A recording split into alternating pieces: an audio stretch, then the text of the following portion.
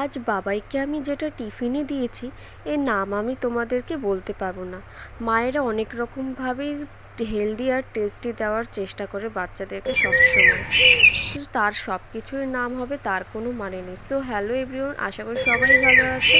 তো ঘুম থেকে উঠে সকালে চলে এসেছে আমাদের বাগানে, আর এসেই দেখি এই গাছটাতে সুন্দর সাদা মুক্তোর মতো পুরো ভরে উঠেছে এই কাঞ্চন গাছটাতে। কতই না ভালো লাগে একটু বাগানে ঘুরতে এসে সকালবেলা।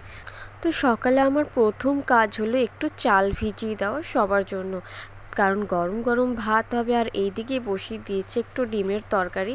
এটা বাবাই আজ ভাত দিয়ে, গরম গরম ভাত দিয়ে স্কুলে খেয়ে বেরোবে। আর বাবাইয়ের বাবার হবে এটা লাঞ্চ। ছোটবেলায় মা শিখিয়েছিল যে ভাতে যখন চাল দেব তখন প্রথম 3বার অন্নপূর্ণা অন্নপূর্ণা করে নেব, তারপর বাকি চালটা একবারে দিয়ে দেব।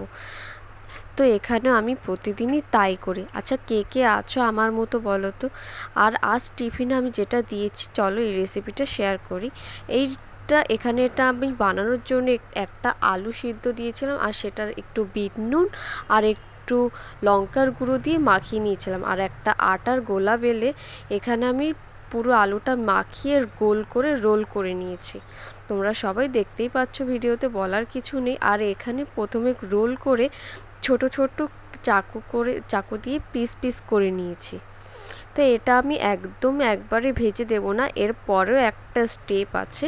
তো যেটা আমি তোমাদের দেখাচ্ছি, এই দেখো আমি এই রকমভাবে লম্বা করে নিয়ে হালকা আস্তে হাতে চাপ দিয়ে দিয়ে একটা পয়সার মতো শেপ করে নিয়েছি, যদি এটা একটু বড় পয়সার মতো লাগছে।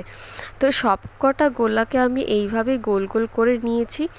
তারপর আমি বসিয়ে দিয়েছি একটু বাটার আর তেল গরম করে, এগুলো বেশ ব্রাউন করে ক্রাঞ্চি করে ভেজে নিয়েছি। তো এই ছিল আজকের টিফিন। তো এর সাথে আমি দিয়ে দিয়েছিলাম একটু মেয়োনিজ দিয়ে ভরিয়ে ভরিয়ে খাবে। তো আর সাথে দিয়েছিলাম একটু দই একটু নুন চিনি দিয়ে মিশিয়ে। তো আর দিয়েছিলাম একটু শসা। আজ ছিল এই টিফিন।